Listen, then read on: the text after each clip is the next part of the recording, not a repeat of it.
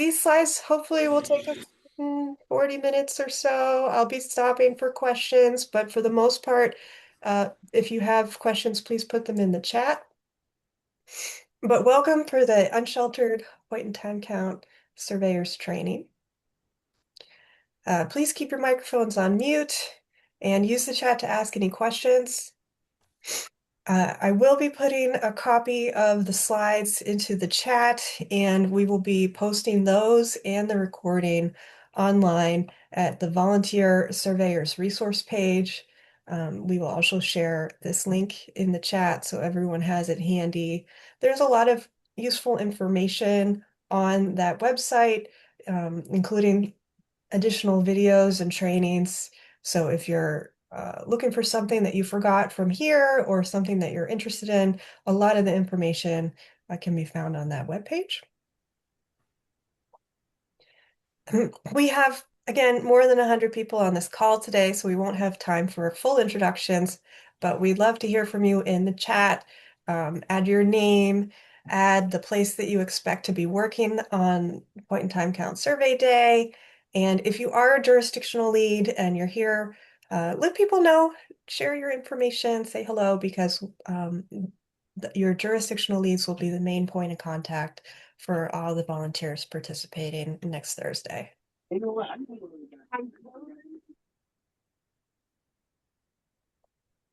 Quick agenda, we will be talking about what is a point in time count, what your role will be as a surveyor.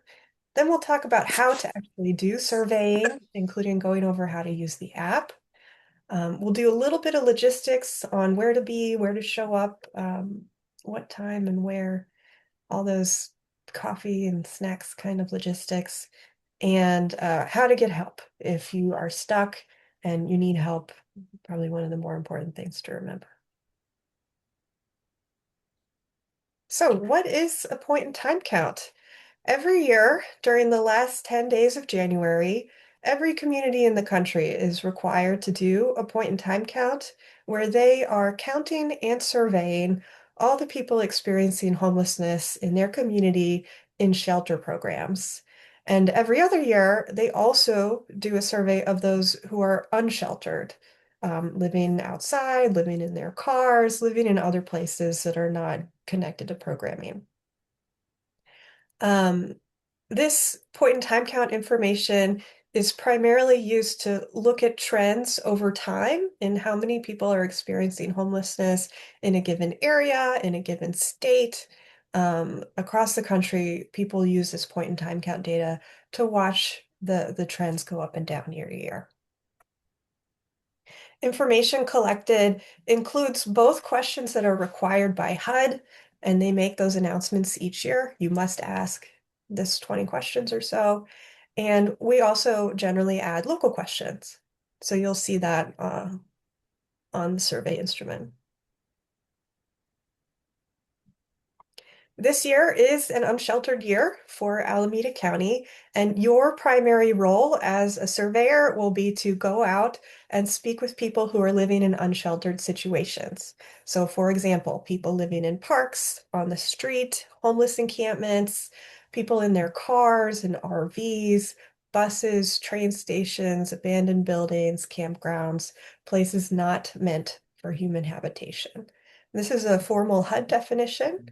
You don't need to remember the definition. You should just have a basic idea of who we're trying to talk to. And then for sheltered situations or people working with these sanctioned parking lots, for this year, program staff who are already having relationships with those folks will be doing the survey with those. So our responsibility will be this unsheltered section. All right, so what's your role? As a surveyor, you will be assigned to a small team and you will be going out to interview people who are unsheltered using the Counting Us mobile app. And if you haven't already downloaded to your phone, please go ahead and do that while I'm talking because we'll go through some demos later on in the presentation.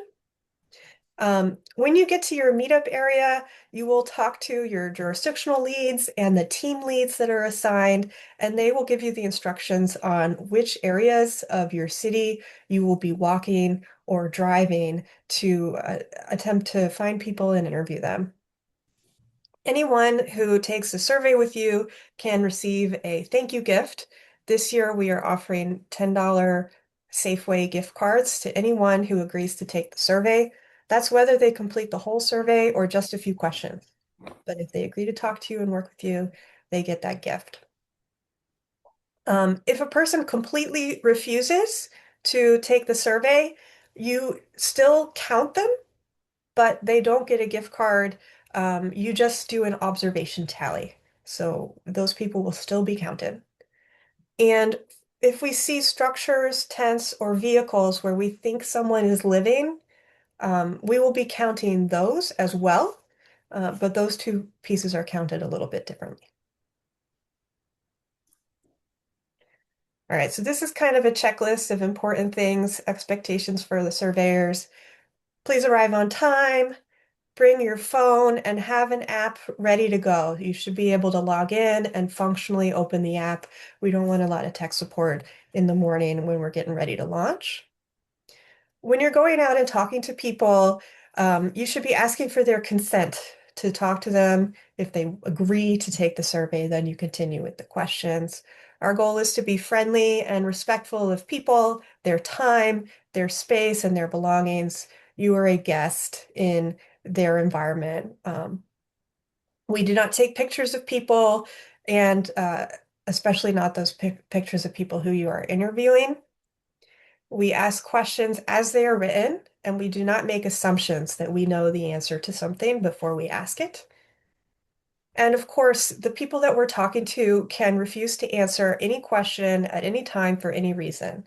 They can skip ahead and continue, or they can end the survey. It's completely up to them. It's totally voluntary. And when we're talking to people who are in need, obviously everyone that we'll be encountering has needs. We should not be offering any services that we are not prepared to provide, right?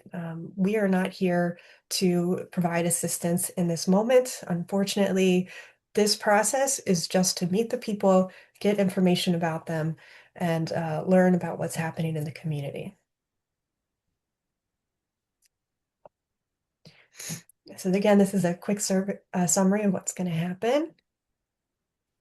Remember to introduce yourself, explain why you're there, and ask for the consent to conduct the survey.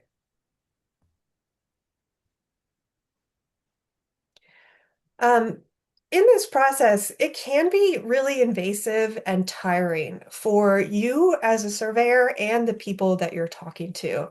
So we want to remind everyone that you're going to be talking to people who may be different from you, who may have different life experiences.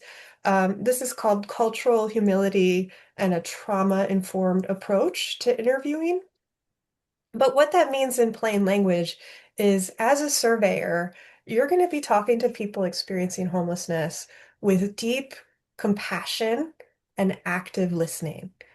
So we're not here to make assumptions about people. We're here to talk to them, ask them what's going on, and hear that and write that down. We should be mindful of how our intent may not have the impact that we intended and try to maintain that balance. And again, remember that we are guests in that person's space.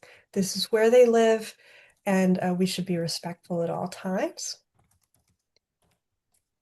And we should take a moment to acknowledge that as you're outside talking to people and going through um, the surveying process, you may get tired yourself as well. So be sure to check in with yourself and take breaks. If communicate with your team, communicate with your team leads. You may want to take turns to make sure that you're not burning out through the day.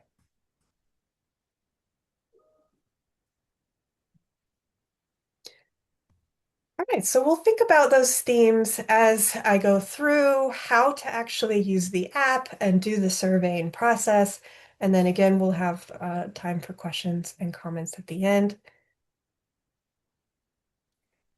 Again, if you have not yet downloaded the app, please go ahead and do so. I've got links on the screen. I also have a QR code on the screen. What you're looking for in the App Store is the blue checkbox with the Counting Us symbol. Then you have the correct app. At least one person on the team should have this installed on their phone or tablet so that they're able to do the surveying directly on their mobile device. But ideally, everybody would have one so we have some flexibility. And even today, you can get in there and start practicing using it. So I would encourage people to follow along. I'm going to have a bunch of pictures over the next few slides of what's happening in the app.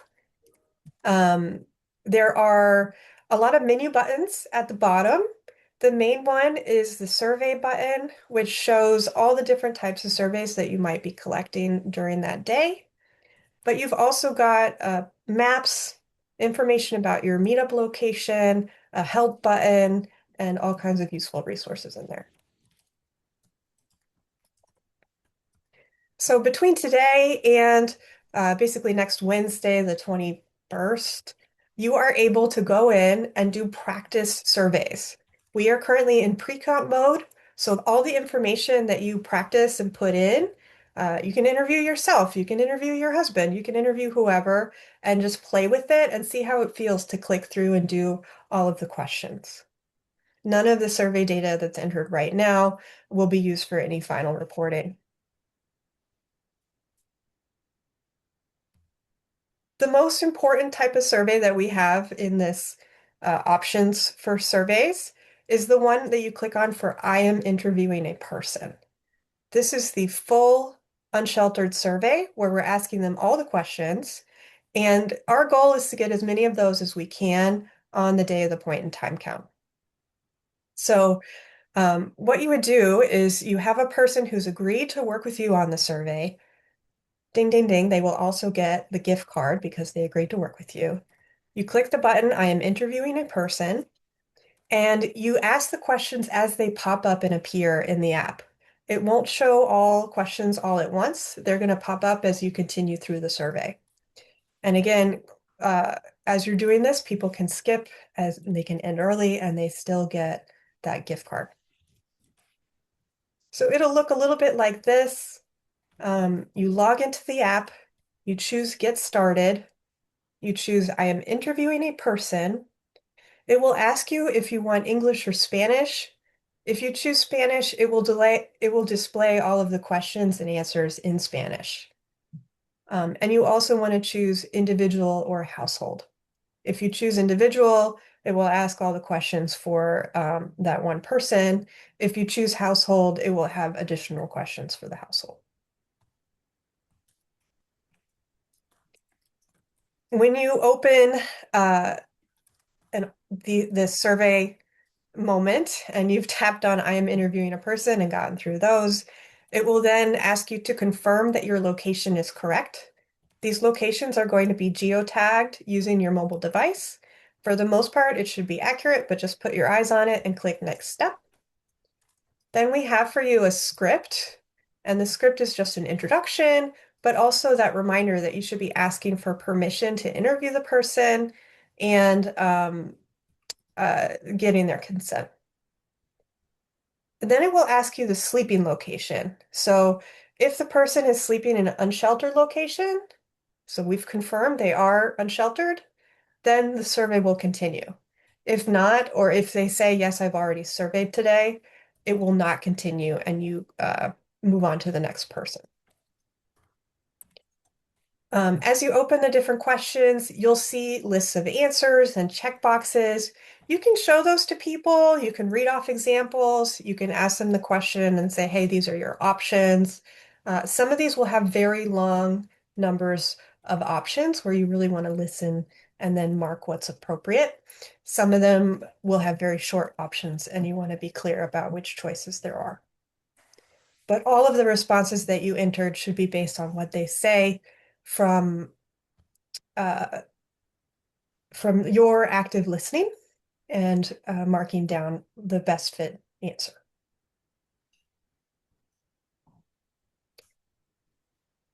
So some of the questions that you will see as you click through here include sexual orientation, history and length of time homeless. There will be some sensitive questions that might be very personal. So please be mindful of how you ask the questions, the volume of your voice. Again, a reminder to be friendly, compassionate, and if they don't want to answer the question, that is 100% fine. When you get to the end of the survey, remember to thank the person for the time that they spent with you, hand them the gift card, and there is a notes section where you might want to put a reminder for yourself about something important or something that they said. Those notes will come to the survey team in the data.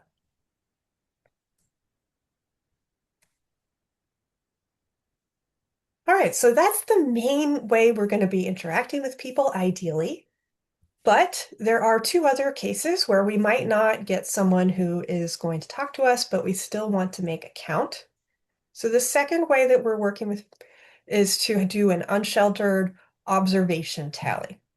So if you see a person who is outside, appears to be homeless, appears to be living unsheltered, and they don't want to talk to you for whatever reason, we still want you to choose, I am observing a person and write down why you couldn't do an interview with them. No judgment, just we're trying to keep track. And record whatever information you're able to observe about the person. It will ask you a much shorter list of questions where you're kind of guessing, and we will take those answers with our grain of salt. But the head count will be very important and useful for us. And for those people, you do not offer them a gift card, no thank you gift or incentive for those who don't agree to stop and talk and do at least the basic questions. So here's how that looks in the app. From the survey page, you choose I am observing a person, and it will ask about individual or household. So if you see people who appear to be a household, you'll be able to count those as a group. Confirm your location, and it'll have these questions about kind of your guesses. So it's an age range and just a very limited number of questions.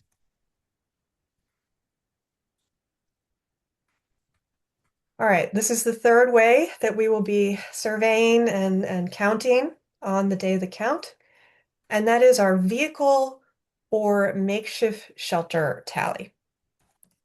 So if you are seeing a tent or a disabled RV or some other kind of structure or a car where it looks like there might be someone living there, but you have announced yourself, you have perhaps knocked on the hood of the car, done some very basic steps to see if there's anybody in there, and you can't physically see anyone, then you choose, I am observing a vehicle or structure.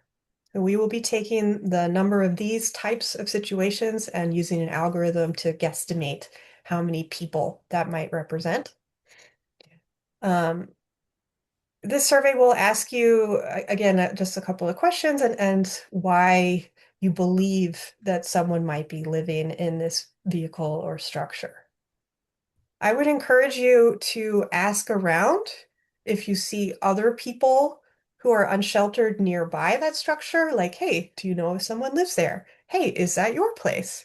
Just to confirm so that we are able to make sure we're not double counting or over counting for these vehicles.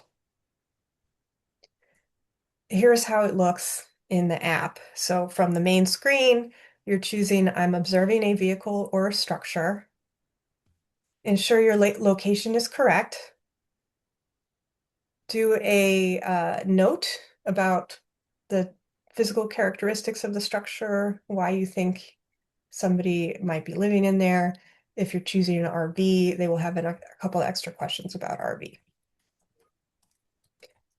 Also on this one, if you choose a vehicle or an RV, it will ask for a partial license plate. And we'll be using that information again to try to deduplicate in case multiple people see the same vehicles.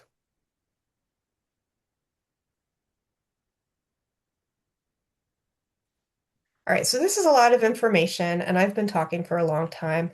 So I'm going to stop and do a quick thought exercise with you all to practice what we just talked about. So in this picture, we have three people, and I'd like you to imagine in your head how you would do an interview with these people. So the first person on the left, he's saying, "No thanks, I'm not interested in taking a survey." Are we going to use unsheltered survey, observation tally, or vehicle or structure tally? Are we interviewing someone, or seeing a vehicle or structure? The person in the middle is happy to talk to you. Yes, I will answer the survey questions. Are we interviewing someone, seeing someone, or doing a vehicle or structure tally? And then the third person, he appears to be asleep, doesn't want to be disturbed. You've done one knock, one hello, I'm here. We are not requiring you to wake anyone up, and we can give it a gentle try of hello and a knock, but that's it. So this person does not want to be disturbed, and how would we mark them in the app?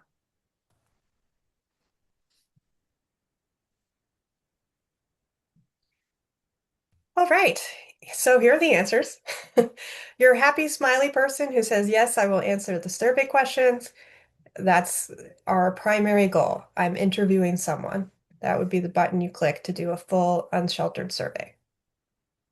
The other two are observations. You have seen the person, and whether you've talked to them or not talked to them, we're still counting them, but they've not agreed to do the full survey with us.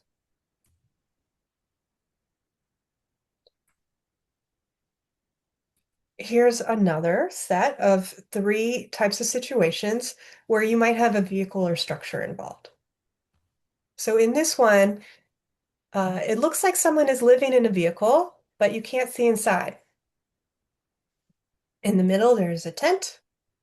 It looks like everyone is asleep. And on the right, there are people in this car, and they have agreed to talk to you. Yes, I will answer the survey questions. So take a moment and think, how would you mark this in the app?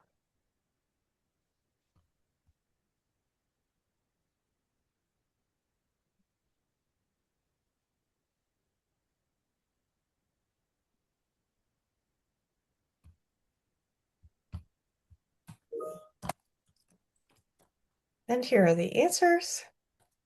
So if you have a car and someone is willing to talk to you, they are interviewing someone. You are interviewing someone. That is a regular unsheltered survey. Even though they're in a car, we are not doing a vehicle or structure observation for that. It's not necessary to do both. You just do the regular, I interviewed someone. In the middle is the tent. It looks like everyone is asleep. That means I saw someone in that tent. They are asleep, but I saw a physical person. So again, I'm not marking it as a vehicle structure tally. I'm marking it as I saw someone. So we're not going to do two counts on this. It's just one, just I saw someone. Hi, I'm I just wanted sorry to. to, yeah, Yeah, Uh, sure. I think we're gonna interrupt, say the but same thing, but you can go. yeah, the screen's being really glitchy and it's like super zoomed in. So if you want to zoom Oh, back out, we can't actually see the thing. yeah, sorry. Let me try that. Thank you. While Kim is doing that, I just wanted to make sure everyone that is registering for the count actually does it through alameda.pointintime.info. We have a couple notes in the chat where people are trying to use the Counting Us app, and they may have skipped a step of registering for the count itself. So if you do register, that information will be your user information to log into the app and get and, and follow along with what Kim's doing. And I put the link in the chat for that. Yeah, I was experimenting with as we went along, and I'm not getting all the questions that you show. It just after answering two or three basic questions, it said you've successfully submitted the survey. So there's conditional logic on those questions. And so the first question, have you already been interviewed for the count? If you say yes, it's thank you for your time. That's all we need. And the second question is related to living situation. And so if someone's staying in a place that is meant for habitation, so they're not literally homeless, the survey will end there as well. So if you choose like a different setting, maybe a park or bus station, it'll keep going. Yeah, no, I've chosen all those settings, and it stops. Okay. Okay, we'll take a look at that and I'll look around in parallel. Kim, I'll let you keep going, but sure. Thanks, guys. Thank you. How does the screen look? Is it better now? much better. Yep. Okay. All right. So I hope we all got this correct. This is really the main thing that people typically get wrong is how to survey with the correct instrument. But here's our list of what we're looking for in a great surveyor doing a great job. You are choosing the correct type of survey. You're trying to keep the survey to about 10 minutes. It's going to max at 37 questions, I believe, this year. But again, it's got conditional logic in there. It won't ask everyone every question. When you are asking the questions, try to be clear and use simple language. And remember those things that I said earlier about listening for understanding, using compassion, active listening, being mindful that we're guests in each other's space, and taking breaks as needed. Work with your team. A couple of tricky questions that I want to point out, which you will see when you're going through the app and in this process. First off, yes, we are asking both sex and gender. When we're asking someone their sex, the options are only male and female. And gender, there's a ton of options. We're doing this so that we can report differently in different contexts. And just a reminder, do not guess or make assumptions on sex and gender, race, or any of the other questions. And I want to highlight there are some sensitive questions in here. So, do you have a substance abuse disorder? Do you have, are you currently experiencing homelessness due to domestic violence? We have questions about HIV status. Participants are not required to answer the questions. You are required to ask them, but if they want to pass, they pass. It's fine.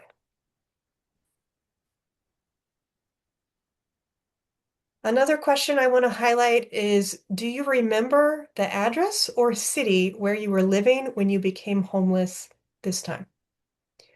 A lot of people won't remember their whole address. That is totally okay. We are trying to get the best we can. If it's just a street without the street number or the city without the street, just whatever they remember, write that in, and it'll be useful for us even if we have a partial. Another question that people have confusion about is, have you had interactions with the criminal justice system in the past year, including probation, parole, court appearances, arrests, tickets? This does include juvenile justice involvement, even though we didn't explicitly say so. If they ask you, hey, does this include that? It does.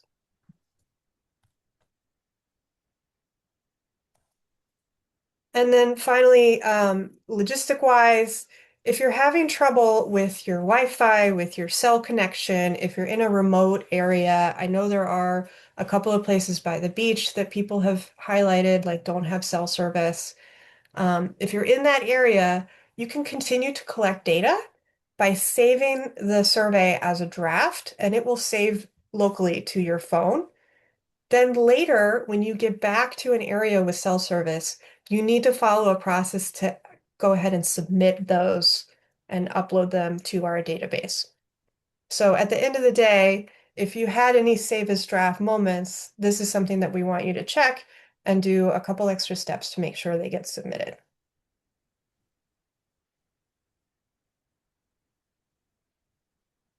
All right, so we'll talk a little bit about logistics and then we'll go to questions.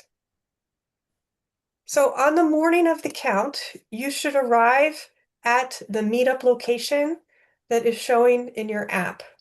You want to open the app and go to the My Count button.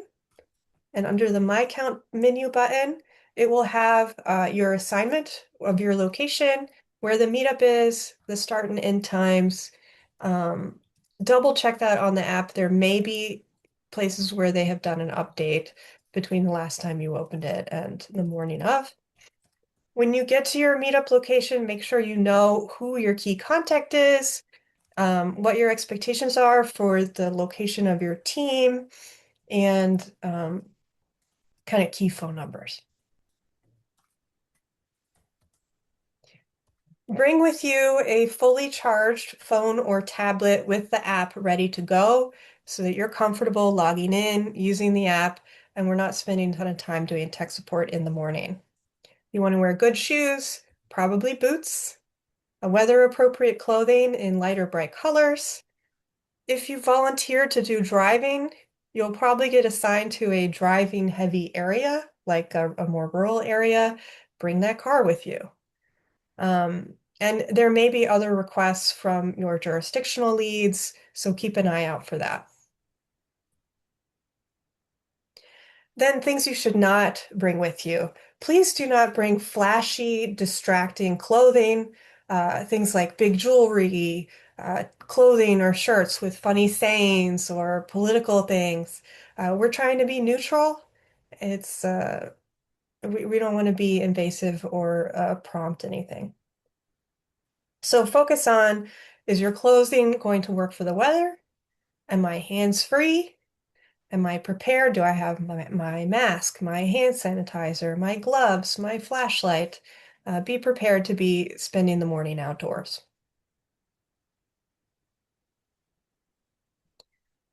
Again, you'll talk to your local team lead about where you're going. Some teams will be assigned to walk, some teams will be assigned to drive. If you are assigned to drive, you're still going to stop the car and try to get out and talk to people. So you're driving because you're covering a larger area where we expect to see fewer people. But when we see those people, we're not just driving past. We are stopping, we're going to say hello, we're going to ask for permission to do a survey with them. Continue counting until you have visually assessed and attempted to survey everyone in your assigned map area. And it's very important that you communicate with your lead if you are either finishing early in that map area or finishing late and it's taking you a long time to cover your map area. If you're finishing early, you might be asked to go to a second location. So if you're open to that, you will be invited to do so. And if not, that's okay too. But we want that option. There may be places that have unexpected need for additional help. If you're running late, it is really important that we know you might be asked to continue or invited to continue if you have the time. And if you don't have the time, we want to know exactly which parts did not get visually assessed so we can send a support team to go and cover those later. And then this is one that happens, and we want to be very mindful. Do not leave a team member alone. So if you have a team of 4 people and 3 have to leave early, but the 4th person wants to keep going, they don't keep going alone. They need to get back with their team lead and join another team.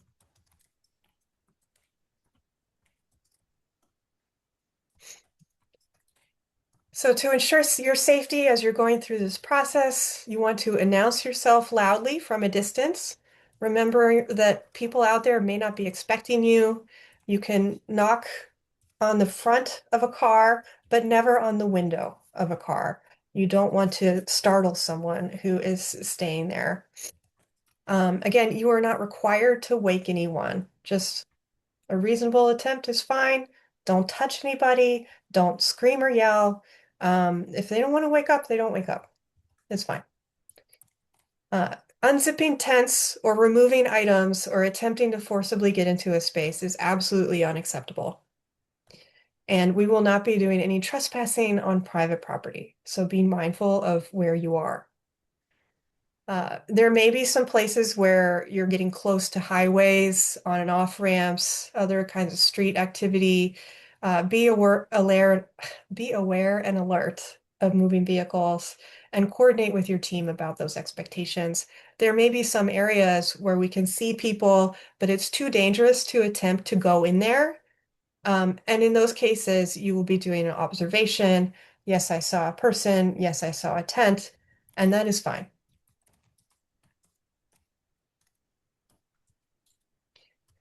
At the end of the day, when you finish your shift, tell people, don't just leave. Tell your lead, like, hey, our team is done. Remember to submit any draft surveys. Return unused gift cards. So we will be keeping a count of how many gift cards went out with each team. We want to know how many you had left over, and we'll take those back. If you've canvassed an area and did not find anyone experiencing homelessness, that's also really important information. It's useful to know.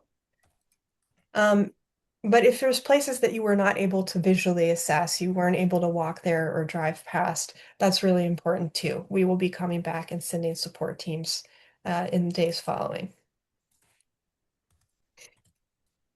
All right, and this is the last one, how to get help. So this is our assistance chart. You are a surveyor.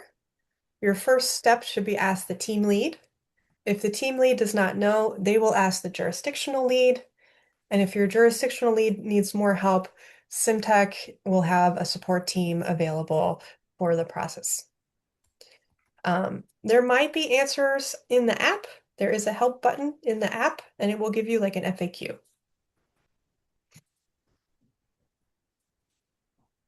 And we have a lot of helpful links with additional FAQs that have been prepared on the many, many point in time counts that we've done in the past, and additional resources for you if you need them.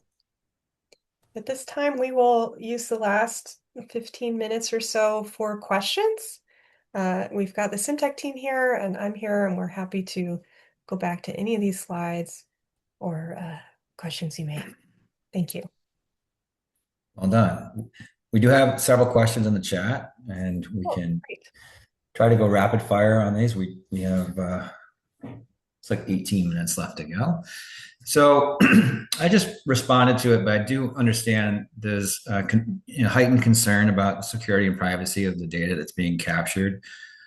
We are in a different time than we have been in the past, and it's important that we could just acknowledge that and be fully transparent.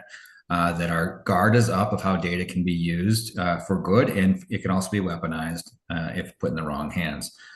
SimTech is a mission-driven for-profit focused on addressing homelessness, and we've been doing this all the way since 2002. So this is our core mission. Our clients inevitably are the people that we're serving and we're counting. It is paramount that we safeguard that information. So we work with Amazon Web Services to provide the hosting. All the data that's being captured goes to a secure command center, and only select people that have been designated by the count lead, in this case, the county, have access to that information. We do not provide client level data and identifiers to anyone. That's not our job. Our job is to report on the characteristics of homelessness, the extent of it, and provide a report back to HUD. So that's some of the core questions about demographics, some of the tougher disabling condition questions that might be a barrier for some people to maintain housing. And then custom questions that are important to the community. We're here for that purpose, but our guard is up. So just understand that. And if people that you're surveying, if their guard is up, it's okay to leave the question blank. None of this is required. The goal is to help the people.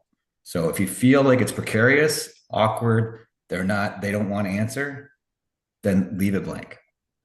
It's not that important that you're going to put someone that's already in a tough spot and make them feel uncomfortable, awkward, or yourself. We do have an observation tally as a backup. That tally instrument gathers no personally identifiable information. It's just what you can visually observe about a person. Okay, so there's that part. If there's any other following questions, please, don't hesitate to put them in the chat and I'll respond. But just want to make sure that people understand that we're here for the people. So maps of our area, yes. So Mo, those will be coming out.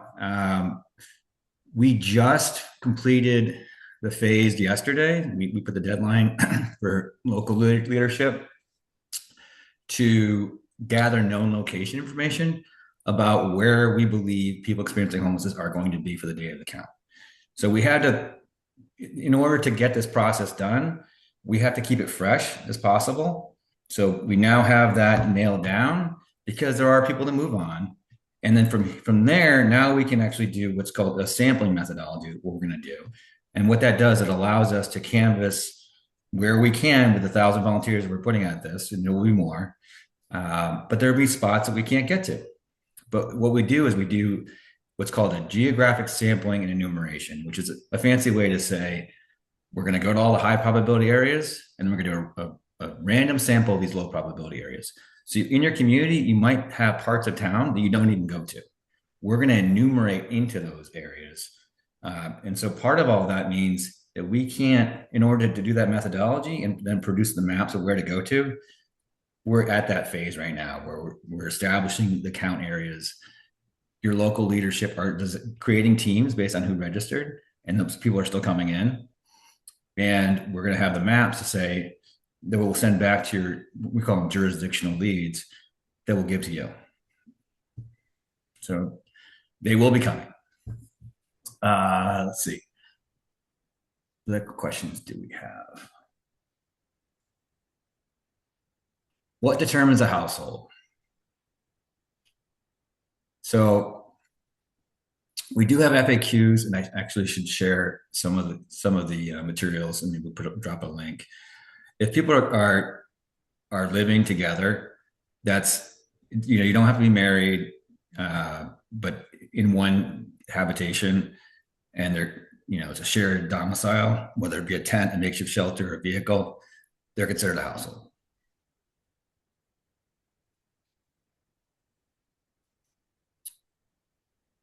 Yes. So some of the key information about where to meet, how do I contact my team lead, all that information will be in the My Count section of the app. Some of that's being curated, and it's a cascading responsibilities the way we put it. So we have the COC lead, the continuum of care lead, then we have jurisdictional leads, and then we have team leads. For those of you that sign up to be a team lead, there's going to be a little bit more of a responsibility than the other surveyors, in the sense that you'll be the one that is probably going to get the maps. You'll be the one that gets handed the gift cards and is in charge of that. And then you'll be also the one to take attendance. Did your people on your team show up? And so there'll be a little bit of information that gets shared about who you are, so they know who to look for. So there's that part. And most communities are meeting at a deployment center. So a lot of that can be straightened out there. So there's per region is one meetup location, and then you're going to go from there out into the community. All right. That's right. And they'll probably review a lot of this information as well, right before they send you out. Yes. The questions are mostly based on what HUD needs for the HUD point in time report. That's part of the data that's collected is something that's collected across the country in a consistent manner to go into what's called the Annual Homeless Assessment Report, the AHAR. That report is used by HUD back to Congress to help substantiate the need for funding across the country for homelessness, but also locally. And then we have other questions that we feel are important to inform local practice and policies. They get added onto that. Those ones tend to be towards the bottom of the survey because we have the homework assignment. We have to submit this for HUD.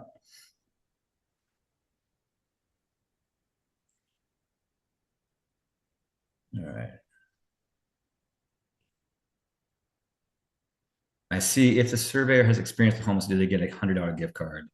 I don't know what No, it depends. So, surveyors who are here helping conduct the survey, like doing this volunteering, like everyone else, they are compensated with a $100 gift card if they are a person with lived experience of homelessness and not currently employed to do this kind of work, right? So if they're a county or city employee, if they're a outreach worker full time, like those kinds of situations, they're already being compensated.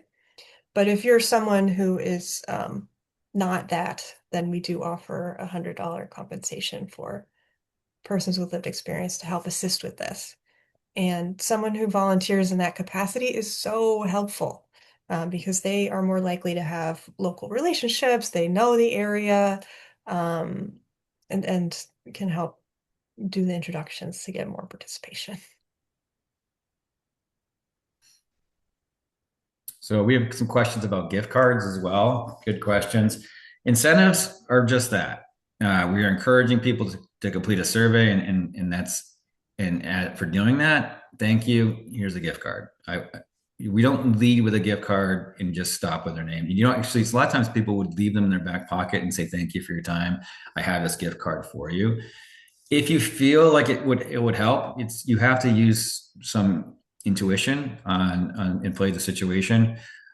For households, if there's 3 people in the household and 3 people complete the survey, they get 3 gift cards.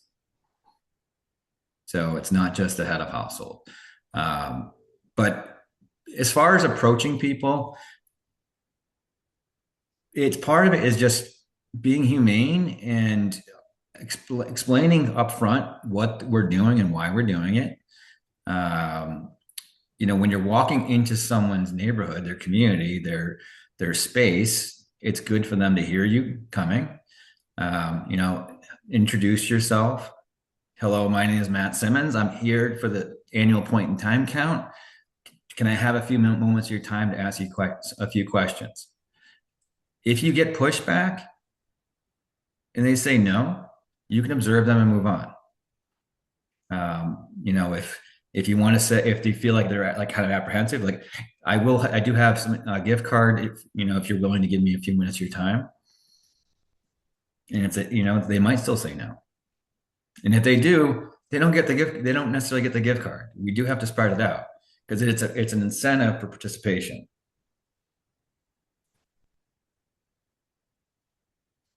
How long the survey will last. So on the survey itself, please be mindful when you're having, there are some tough questions, but it's a tough job.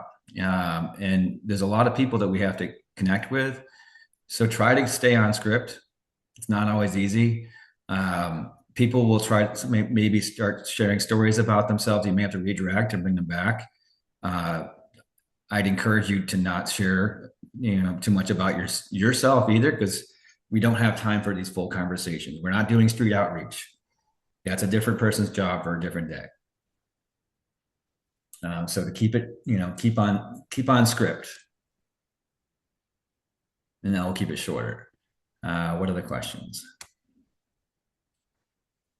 So for people that are living in shelters, if you're conducting the count and there's incentives provided, we're the technology providers, and so what the county's providing, there's discretion on how they do that and provide incentives. But if you're a person with lived experience and you're not doing this as part of your normal job, some people have lived experience and are now in this space.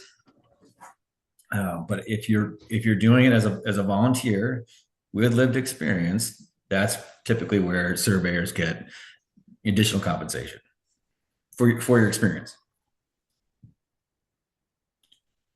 So, tough question, Sheena. What do we do if we see signs of distress, either medical or mental, or signs of abuse? If it's to a point where it needs 911, it's 911. If it's severe. So, and there is a notes field.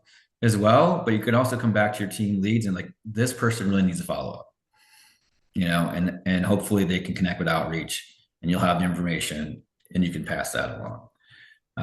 But we are not asking any of you to be the care providers. And I know that's tough because it's hard to ask people tough questions about themselves and feel helpless. You want to help everyone. Your help is help getting funding so we can help more people. So that's your job for that day. But you absolutely can pass out information if you feel anything that maybe someone needs a follow-up. But if it's an emergency, it's 911.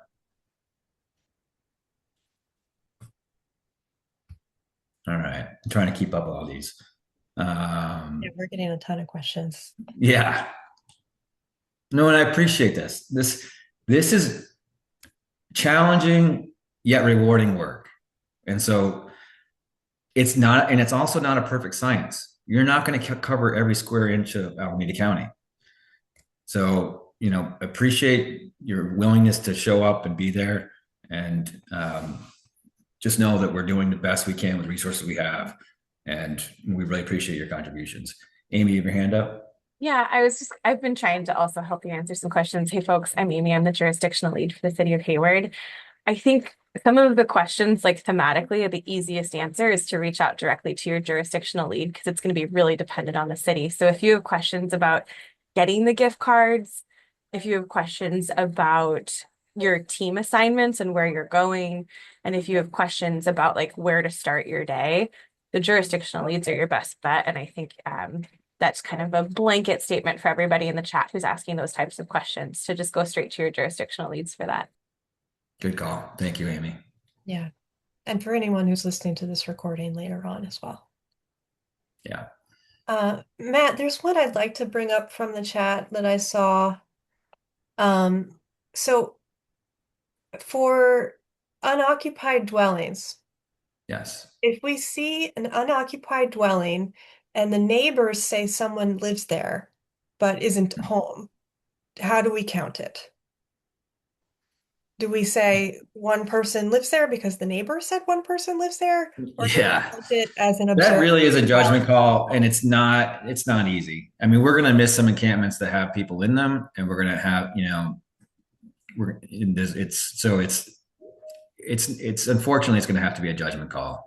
We are creating estimates off this information. So, look for signs of life is part of it. Footprints, trash that looks recent without, you can tell when trash has been let out for a while because it's going to be flattened by the rain and all that. If it's a vehicle, you can look for things like, moisture on the windows. But yeah, part of it has to be a judgment call. Okay. And you can capture information that says appears abandoned. So when you do the vehicle makeshift shelter tally, we do have, there's a question: does it appear to be active or abandoned? And even knowing it is an abandoned place is helpful information, because maybe we want to have it eventually, use that information to say we need to clean these areas up because no one's here anymore. So, but we're not going to use the abandoned ones to add to the counts that go to HUD. Okay. We are just about at time, so this might be our last question, if we have one last question. And we will try to get to those in the chat, perhaps via email or an FAQ posting or something if there's further questions. But to Amy's point, jurisdictional leads are the next, we have this, we have a follow-on training, we have resources online.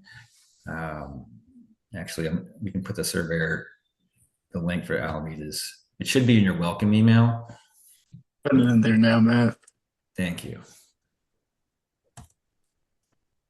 I am sorry, I don't mean to interrupt, but I saw in the chat several times people asked about why we're starting so early, if we don't want to wake people up. And I'm actually interested in getting the answer to that question as well, since we're starting at like 5 in the morning. Yeah. I would assume that it has something to do with, people just kind of being in one location and not being up during the day moving around, but I'd like to hear the answer to that as well. Yeah, it's always a judgment call locally on whether you want to do morning or evening. 5 a.m. itself is the volunteer gathering time, right? So you really won't be leaving until probably 5:45 if you're starting at 5. Some of the cities are starting a little later, so be sure to check communications from your jurisdictional leads if they're starting later.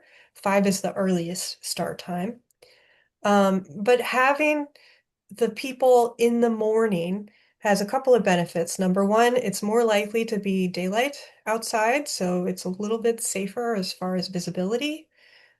You're less likely to count people who don't actually sleep outside. You're more likely to count people who really did spend the night outside.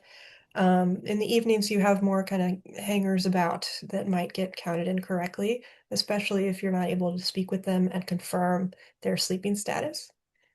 Also, in the morning, people are less likely to be inebriated or on drugs or other kind of alterations. That's a little bit safer, a little bit easier to talk to people first thing in the morning before uh, other things may be impairing their ability to talk to you. So yes, it's pros and cons, but that was the decision made for this year. I believe we also did morning the previous time, and it worked. And you will see you'll start off heavier on the observation tallies earlier on because it's gonna be hard to get people. And we're not asking you to be a jerk and wake people up everywhere. It's, people will wake up if they know there's incentives sometimes. So that's part of it. But yeah, as the sun comes up and things start warming up, your survey rate will increase. Yep, it's natural.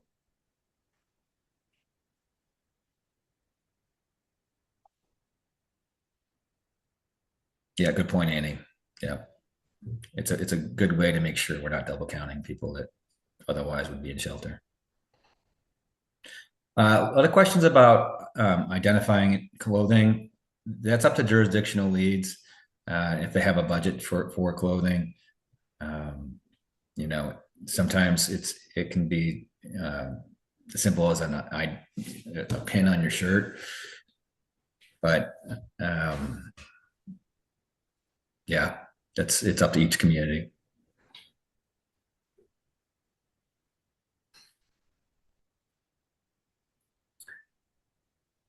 Okay. Well, we are over time, so I'm going to say thank you to everyone. And again, really appreciate your willingness to come out and do this with us and support your community. We will see you again soon. Take care, everyone, and thank you.